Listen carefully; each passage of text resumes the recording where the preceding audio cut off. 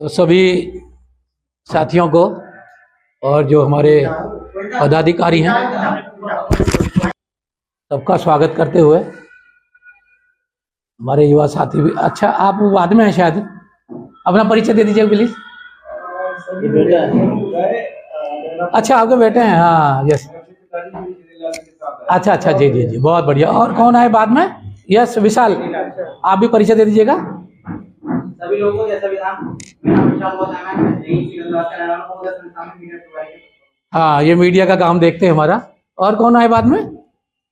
और तो सभी हो गए। हाँ, रिवांश, यस।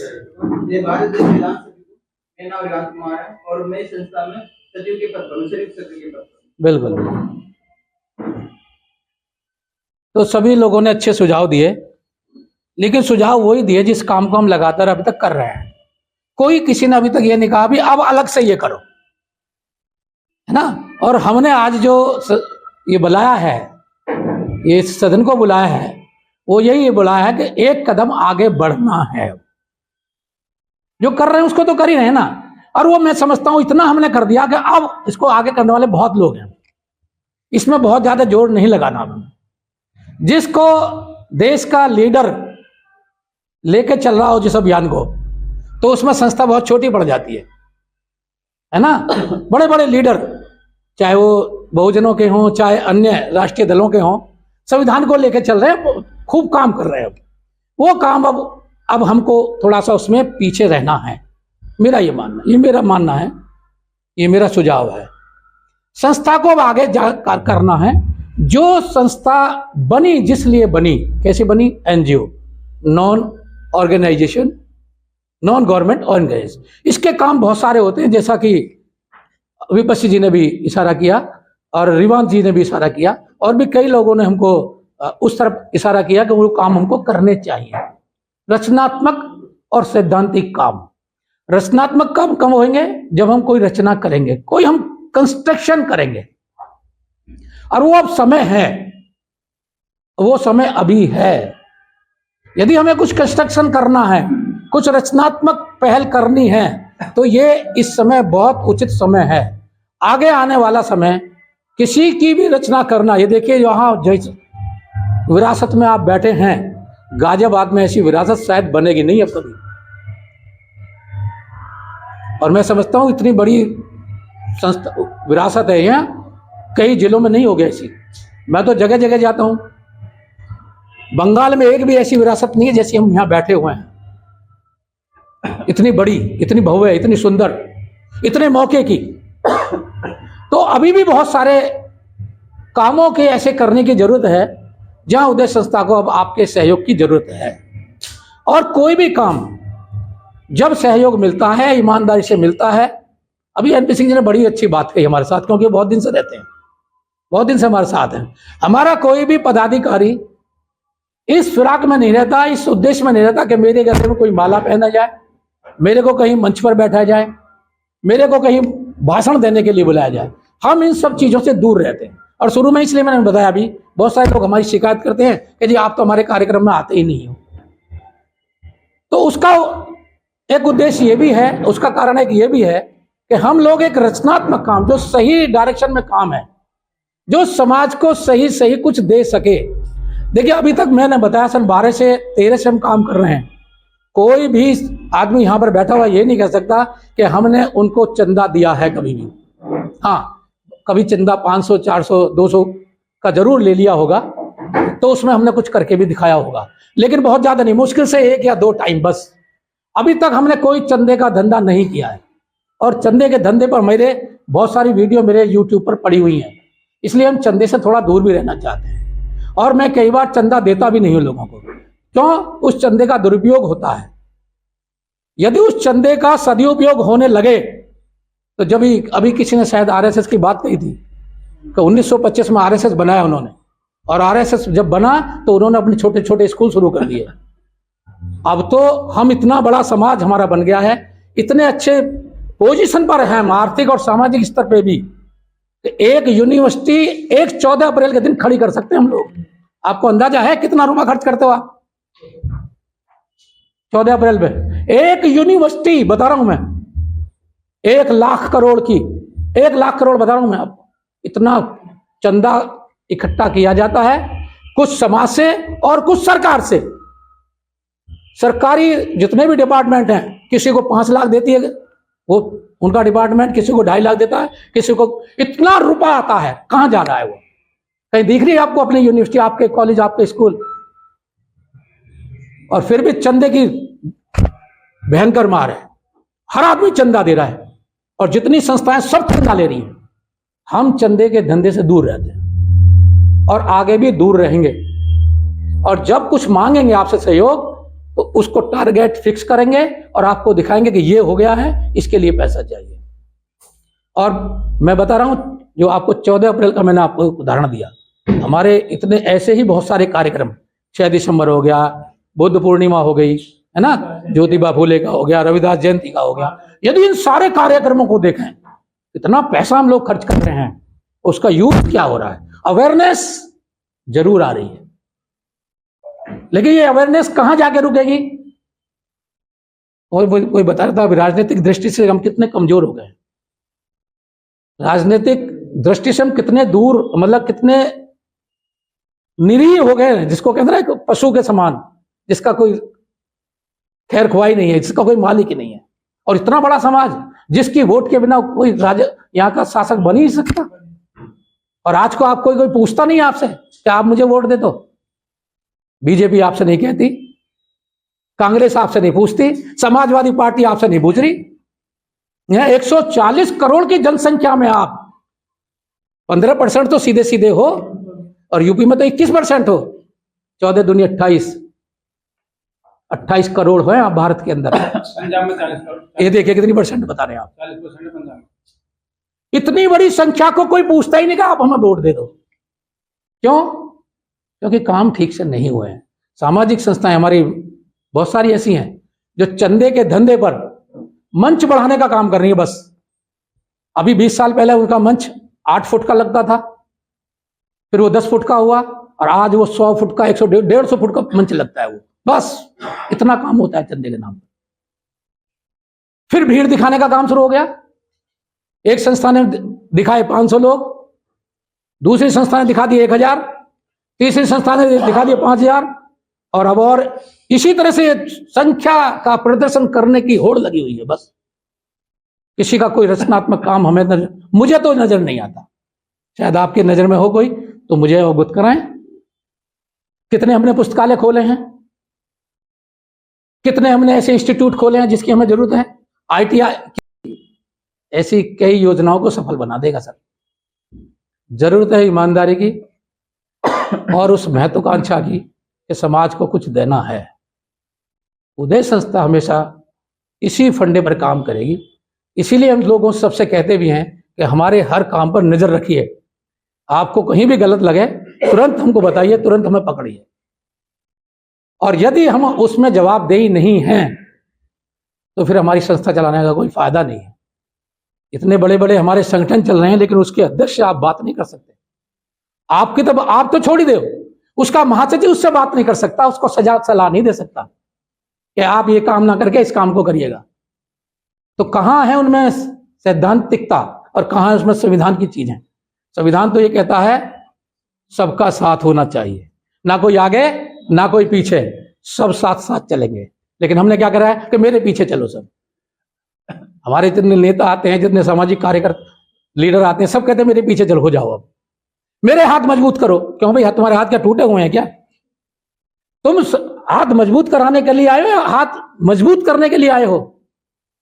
तो हमने हाथ मजबूत किए, बहुत सारे लोगों के किए, लेकिन समाज के हाथ तो कमजोर ही होते चले गए। ये हमें थोड़ा सा सोचना पड़ेगा। इसीलिए साथियों हमने सोचा है कि अब एक कदम आगे बढ़ना है, और इस एक कदम बढ़ने में कितनी बड़ी चीजें आपको मिल सकती हैं, वो जो भी हो पाएगा जब आपका दृष्टिकोण और ये आपकी नजर हमारे ऊपर गिद्ध जैसी बनी रहनी चाहिए, बाज जैसी नजर हमारे ऊपर होनी चाहिए कि हम यदि आपसे 10 रुपए ले रहे हैं तो वो 10 रुपए कहाँ जा रहे हैं, कहाँ हैं, किस तरफ गए। इसलिए हमने निर्णय लिया अब कुछ रचनात्मक काम हो, क्योंकि समाज को 2 चीजें जरूरत होती हैं, सामाजिक और आर्थिक उत्थान। सामाजिक और आर्थिक उत्थान, उसके बाद बहुत सारे उत्थान होते हैं, राजनीतिक उत्थान भी होता है। और जब सामाजिक और आर्थिक उत्थान होगा तो राजनीतिक उत्थान अपने आप आपके कदमों में चल के आएगा। इसलिए हमारी प्रेम्बल में लिखा हुआ भी है कि हमको न्याय क्या चाहिए, सामाजिक, आर्थिक और राजनीतिक न्याय। बाबा साहब की प्रेम्बल ये कह रही है कि पहले मुझे सामाजिक न्याय चाहिए, फिर आर्थिक न्याय चाहिए, राजनीतिक न्याय तीसरे नंबर पर होगा, और वो अपने आप आएगा। समय का अभाव है, नहीं तो ये बड़ा कंसेप्ट है जो बाबा साहब ने इसको तीसरे नंबर पर रखा है कि राजनीति आपके कदमों पर खुद चल के आएगी यदि आप सामाजिक और आर्थिक स्तर से मजबूत हैं। तो सामाजिक स्तर हमको मजबूत करना है, आर्थिक स्तर पर हमको काम करने हैं। सामाजिक स्तर कैसे होगा, जब हमारे समाज के नव युवकों को, हमारे वकीलों को, अभी वकील देखिएगा 100 रुपए की, 500 रुपए की, 600 रुपए की, मुश्किल से 1500 रुपये रोज कमाता है एक वकील, मुश्किल से, और वो भी डेली नहीं। कितने कमाते हो ईमानदार से बताओ? मैंने बोल दिया। ये हालत हमारे वकीलों की है, जबकि हमारे 40, अभी मैंने बताया 28 करोड़ लोग हैं, तो क्या 28 करोड़ लोगों के मुकदमे नहीं लग रहे? चल क्या 1 करोड़ लोगों के तो मुकदमे चल रहे होंगे सर। तो यदि आप, हमारा वकील ठीक हो तो वो मुकदमे बाहर नहीं जाएंगे, फिर हम दूसरों को ये सशक्त कर रहे हैं। तो ये संस्था चाहती है कि हम वकीलों के साथ जुड़ें, वकील इस संस्था के साथ आए, और जितनी भी केस हैं, वाद हैं, वो सब इस संस्था के साथ जो वकील आए, 2 आए, 4 आए, 5 आए, 10 आए, उनका एक लीगल सेल बने, और ये संस्था घर घर जाएगी, गांव गांव जाएगी, वहां उनके वादों को, किस, है ना, और जो केस चल रहे हैं, उनके बहुत सारे केस चल रहे हैं, हम पूछेंगे आपका केस क्या है? जी मेरी तो जमीन हड़प ली। कहाँ चल रहा है केस? क्या जी अभी हाई कोर्ट डाल के आए हो, अभी कौन है वकील, पता नहीं कब तक खींचेगा वो। लेकिन जब हमारा वकील हमारे साथ होगा, हमारी संस्था के साथ होगा, कम पैसे में काम होगा और जल्दी होगा, उसका काम सही हो सकता है। तो एक लीगल सेल हमको बनाना है, इसी तरह से एक मेडिकल सेल हमको बनाना है। हमारी हॉस्पिटल कहीं है ही नहीं, देखो आप गाजियाबाद में कितने सारे हॉस्पिटल हैं, कहीं है हमारा कुछ? कहीं कुछ भी नहीं है, जबकि इसलिए ऐसी बड़ी कोई चीज नहीं है कि नाम बन सके, वो यूं ही बन जाएंगे। तो इसलिए हमने साथियों इस एक कदम को आगे बढ़ाने के लिए सोचा है, जो समाज की जरूरतें हैं, हमारे बहुत सारे युवाओं के पास काम नहीं है, रोजगार नहीं है, तो रोजगार कैसे मिले? तभी तो आर्थिक सशक्तिकरण आएगा। तो ये एनजीओ के माध्यम से इतने काम होते हैं गवर्नमेंट के पास, जो एनजीओ के थ्रू कराती है, और ये गवर्नमेंट तो करा ही रही है तमाम काम। अभी 4 दिन का मेला लाल किले पे लगा है, नहीं लाल किले पे लगा अभी 4 दिन, वहां पर 20 एनजीओ आए थे जिन्होंने अपने स्टॉल लगा रखे हैं सर, अपने अपने प्रोडक्ट ले रहे हैं वो, एक एनजीओ ने वहां 20-20 प्रोडक्ट लगाए, तो उस एनजीओ का भी नाम हुआ, और वो 20 प्रोडक्ट उसके नहीं है, उसने भी तो किसी से लिए हैं, नाम ठप्पा अपना लगा दिया है, और 5 लोगों को रोजगार मिल गया उसमें वहीं पर। और वो जो वहां प्रदर्शनी लगी है, उसमें सरकार सारा खर्चा देती है, आने का, जाने का, 2 आदमियों का रहने का, खाने का भी, वहां पर आपको पैसा ही नहीं लगना उसमें। अब मान लो गाजियाबाद की कोई प्रोडक्ट है बहुत बढ़िया, या जैसे मैं पिलखवे की बात करूं, पिलखवे का जो एक प्रोडक्ट है बहुत बढ़िया, वो बेडशीट है ना, बेडशीट इतना बढ़िया प्रोडक्ट है वहां का, पूरे विश्व की बात कर रहा हूं, पूरे विश्व में जाता है वहां से कपड़ा, बेडशीट। यदि हम 200 रुपए की एक बेडशीट लें, और इस एनजीओ के माध्यम से, ये जो मैंने कल बताई आपको, इस तरह की प्रदर्शनी में जाएं, अभी वो लगता है, क्या नाम ले रहे थे भैया, ट्रेड फेयर, ऐसे बड़े फेयर लगते हैं। 200 रुपए की बेडशीट मीडियम साइज की बढ़िया होती है, जिसको उस फेयर में आप, उस प्रदर्शनी में 200-250 रुपए का, बात तो छोड़ दो, 500-400 तक की बिकती है आराम से, डबल, आपका कुछ भी खर्चा नहीं हो रहा है। और यहां जाइए, लाला से पूछिए, वो आपको 200, 400, 500, 1000 सीट तो आपको क्रेडिट दे देगा, उधार भी दे देगा कि भैया माल बिक जाएगा 8 दिन में, हम आपको पैसे दे देंगे, आपका तो कुछ लगा ही नहीं उसमें। तो हम ऐसे काम क्यों नहीं कर सकते? तो ये संस्था इस तरफ काम करेगी, बेरोजगारों को रोजगार देगी, जो ऑलरेडी रोजगार हैं, जैसे मैंने वकीलों का बात बताया, उनका आर्थिक सशक्तिकरण करेगी, उनको एक जगह बैठा के उनको ज्यादा से ज्यादा हम केस उनके हाथ में हैंड ओवर करने का प्रयास करेंगे। अब देखिए बेटी कितनी जबरदस्त हमारे बीच में बैठी हुई है, एडवोकेट है, आगे पता नहीं किस लेवल तक जाएगी अभी, और इस बेटी का हमको सहयोग मिलेगा तो निश्चित रूप से समाज को भी उसका बड़ा लाभ मिलेगा। तो इसी तरह की योजनाएं हमको लानी है। हमारे बीच में हमारे चीफ साहब हैं स्टेट बैंक से, आप थोड़ा लोग बाद में आए हो, ओमवीर सिंह गौतम जी हैं, अभी आप गवर्नमेंट डिपार्टमेंट में डेपुटेशन पे हैं, इनको पूरा तजुर्बा है एडवांस कैसे दिया जाता है, कैसे लिया जाता है। तो संस्था चाहती है एक मिनी माइक्रो फाइनेंस का काम हम शुरू करें। बहुत सारे लोग हमारे ऐसे हैं, आज पापड़ वाले नहीं आए ना, क्या नाम, हरबंस पापड़ वाले। देखिए यदि उनको 50,000 का लोन मिल जाए, अभी पिछले 3 महीनों चक्कर लगाते रहे मुद्रा लोन लेने के लिए साहब, हाँ हमने मुझे रेफर नहीं किया। 3 महीने तक उसको बैंक वो मैनेजर टरकाती रही, ये कागज लाओ, ये कागज लाओ, और फिर कह दिया जी हमारे टारगेट पूरे हो गए। वो बंदा गुस्से में आया, उसने वो जीएसटी वो भी लाया था, वो फाड़ गया, और मुझे और सुनाई उसने 4 मात्र 50,000 रुपए के लिए। तो हम कितने लोग बैठे, 50 तो हैं, 50 लोग या इस काम को नहीं कर सकते हम बैठ करके कि एक आदमी को 50,000 की हम मदद कर दें। इतना बढ़िया पापड़ और बहुत सारी चीज बनाते हैं वो, और खुद ही बनाते हैं अपने घर पर। और यदि उनका काम थोड़ा बढ़ जाएगा तो 2 लड़कों को और लगा लेंगे अपने साथ। और हम जो पापड़ खा रहे हैं अभी, रस खा रहे हैं, नमकीन खा रहे हैं, किस के खा रहे हैं, पता नहीं कहां से लाके खा रहे हैं, है ना। तो वो हम उससे ले सकते हैं, बहुत बढ़िया क्वालिटी उनके पापड़ की और बिस्कुट की और रस की बड़ी अच्छी क्वालिटी है, मैं तो कई बार ले गया उनसे। तो हम ऐसे लोगों को भी रोजगार भी देंगे और उनका आर्थिक सशक्तिकरण भी देंगे। तो ये माइक्रो फाइनेंस हम शुरू करना चाहते हैं। उसके लिए हमने एक जो अभी इसमें योजना बनाई है, उसको मैं बता रहा हूं, आप उस पर निर्णय देंगे तभी होगा। आप कहेंगे नहीं होना तो नहीं होना, आप कहेंगे इसमें ऐसा अमेंड कर लो, अमेंड हो जाएगा, ठीक है। तो क्या करना है हमें, हमने सोचा है कि इसमें हम एक आदमी से, एक उदाहरण मैं बता रहा हूं आपको, 1,000 रुपये लेंगे, बाकायदे उसको उद्देश्य संस्था की रसीद जाएगी कि हमने आपसे 1,000 रुपया लिया है, और ये 1,000 रुपया आपको 10 साल बाद, ध्यान से सुनना मेरी बात, चाहे नोट कर लो, आप रिकॉर्ड कर लो, ये 1,000 रुपया 10 साल बाद आपको 3,000 लौट आएगी संस्था। 10 साल बाद 1,000 रुपया लेकर के 10 साल बाद आपको 3,000 लौट आएगी, नगद ही लौट आएगी। कैसे लौट आएगी, अभी तो मैंने बताया कि जब हमको ऐसा पैसा आएगा तो हम ऐसे लोगों की मदद करेंगे। उनको हम देंगे क्या, उनको 1.5% पे ब्याज देंगे, 1.5% का ब्याज पर उनको हम पैसा देंगे। शुरू में हम 10,000 से लेकर 50,000 तक देंगे, ज्यादा नहीं, क्योंकि अभी हमारे पास फंड नहीं है। 1.5% का 1 साल का कितना हुआ, 18%, ठीक है, 18%, 5 साल में कितना हो जाता है ये, 90%, यानी 90% में वो पैसा हमारा दुगना हो गया जो आपने 1,000 रुपये दिया मुझे, ठीक है। और 5 साल में कितना हो गया, 4 गुना हो गया, फिर भी मुझे 1 गुना बच रहा, संस्था को फिर भी 1 गुना बच रहा है ना, मैं 3 गुना दे रहा हूं आपको, 1 गुना फिर भी संस्था को बच रहा है। मात्र 1,000 रुपये आप 2,000 देंगे तो आपको 6,000 देंगे, 3,000 देंगे तो आपको 9,000 देंगे। और मैं तो ये चाहता हूं 1,000 रुपये से ज्यादा मत दीजिएगा आप, ठीक है ना, 1,000 रुपये से ज्यादा दो ही मत।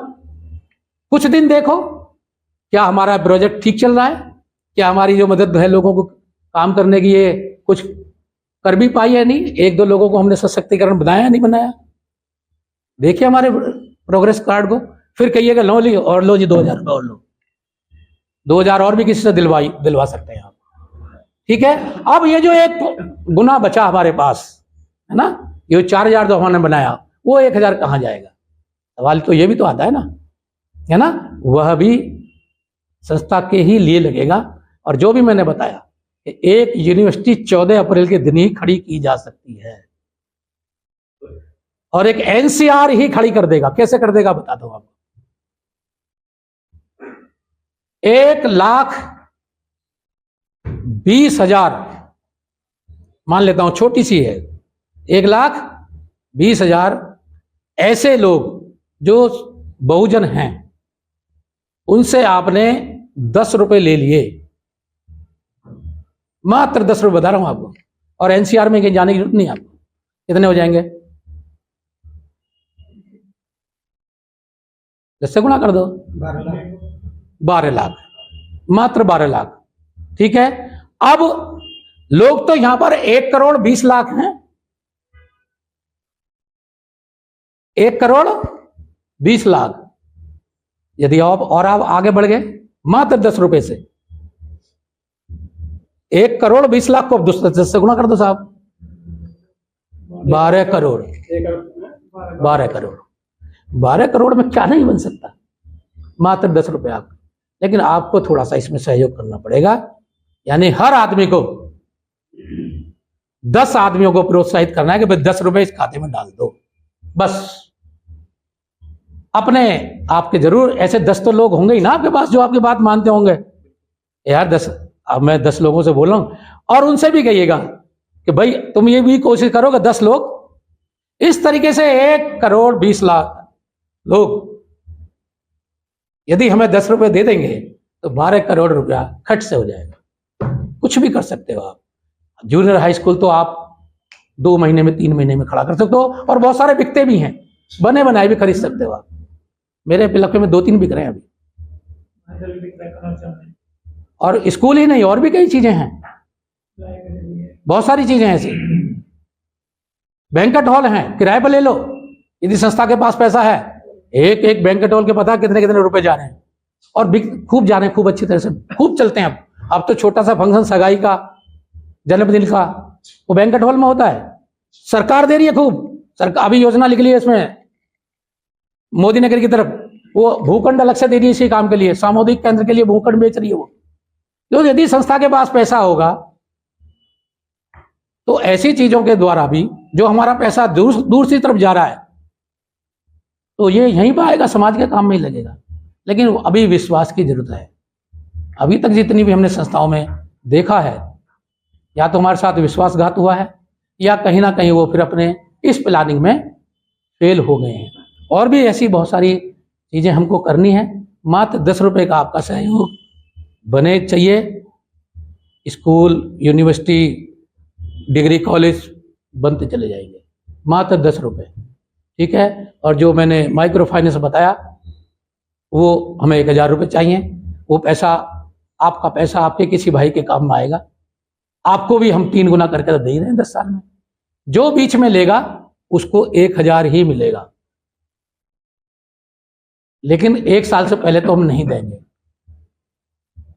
1 साल से पहले नहीं देंगे। 1 साल के बाद वो कहता है जी 1,000 रुपये मुझे वापस दे दो, तो संस्था उसके 1,000 रुपये वापस कर देगी।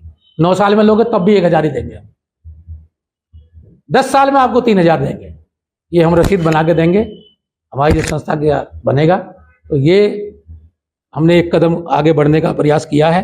अन्य साथी और भी, मैं समझता हूँ अभी इस पे कितनी क्या क्या राय हैं। आप लोग बोलिए, आप लोग बोलिए, आप बोलिए, आप बोलिए, फिर दोबारा से कोई भी साथी हमको इस बारे में सहयोग कर सकता है। दूसरी चीज और बता दूं मैं आपको, अभी जमीन बहुत सस्ती है। मैं एक क्यों कह रहा हूं कि ये अभी मौका है, यहाँ पर अभी आज ही मौका है इस काम को करने का, क्योंकि अभी जमीन सस्ती है। 2 साल के अंदर आपको जमीन कहीं भी नहीं मिलेगी। एनसीआर से बाहर निकल जाइए आप, थोड़ा सा एनसीआर से बाहर, बॉर्डर पर पहुंच जाइए, 4 लाख रुपए, 5 लाख रुपए या 6 लाख रुपए बीघे की जमीन आपको बढ़िया रोड पे मिल जाएगी। 12 बीघे जमीन लो, 5 लाख रुपए से कितनी बैठ रही है साहब? 8 लाख रुपए की। 1 करोड़ की बिल्डिंग लगा दो उसमें, काम शुरू। बैंकेट हॉल भी खोल सकते हो, और उसके सहारे दुकानें भी आपको चलानी है, ताकि जो खर्चा उसका हो रहा है वहां पर जमीन पर, वो दुकानें उसको लगातार देती रहें। 2, 4, 5 ऐसी कॉमर्शियल चीजें उसमें एक्टिविटी होनी चाहिए, ताकि वो जो हमने जमीन खरीदी है उसका पैसा कुछ ना कुछ परमानेंट उसमें आता रहे। जो हम 10 रुपये अब मांग रहे हैं, ये लगातार थोड़ी मांगेंगे, ये बार बार नहीं मांगने, हमें एक बार ही मांगना है। तो फिर आगे वो काम अपने आप चलता रहेगा। समाज को एक नई दिशा, नया रूप, नया रंग, नया फ्लेवर मिलने की उम्मीद है। मेरे विचार से तो कोई बड़ा काम नहीं है। अभी मैं अगले साल रिटायर्ड होने वाला हूं, और मैंने तो सोच रखा है जिस दिन रिटायर्ड हो जाऊंगा मुझे घर के लिए कुछ काम नहीं करना है। जितना मैं कर सकता था अपने परिवार के लिए कर चुका हूं। मेरा बेटा एक विदेश में है, बढ़िया मजे ले रहा है, शादी भी उसकी हो ही जाएगी जैसे भी आप लोगों के सहयोग से, आप खुद भी कर लेते हैं बच्चे। तो मैं घर से बिल्कुल फालतू हूँ, मेरा लाभ उठाइएगा, मुझे मेरा मार्गदर्शन कीजिएगा। और निश्चित रूप से फिर एक बात और कहूँगा, निगाह हम पर बहुत कैड़ी रखिएगा, क्योंकि आज मैं ईमानदार हूँ, कल बेईमान हो सकता हूँ। मुझे ईमानदार बनाने का काम आपका ही है। ये तो बेसिक क्वेश्चन है, कैसे इंश्योर करेंगे लोगों को कि हम ईमानदार और पारदर्शिता बरतेंगे? मैं तो बता रहा हूँ, मैं आज ईमानदार हूँ, कल बेईमान होऊंगा। यस, इंश्योर कैसे करेंगे? क्योंकि संविधान ये कह रहा है, बाकी चीजें फॉलो करेंगे और उसको संविधान ये कह रहा है, किसी को अपना मसीहा, अपना मालिक, अपना खुदा, अपना भगवान मत मानिएगा कि नहीं देव के नंदन जो करेगा अच्छा करेगा, नहीं कर सकता वो। जिस दिन आपने सोच लिया कि देव के नंदन अच्छा करेगा, उसी दिन देव के नंदन गलत करना शुरू कर देगा। और यही हुआ है, चाहे वो नेता हो, चाहे वो सामाजिक कार्यकर्ता हो, चाहे वो सामाजिक लीडर हो। ब्लैक ट्रेड नहीं करना। यस, पेट मत कीजिएगा, निगाह रखिएगा, कहीं टोक उसको पकड़ना है पकड़िए, उसको सलाह देनी है उसको सलाह दीजिएगा, तो काम निश्चित रूप से सही बनेंगे। जी, बातें तो बहुत सारी हैं, जब आपके सुझाव आएंगे तो उसको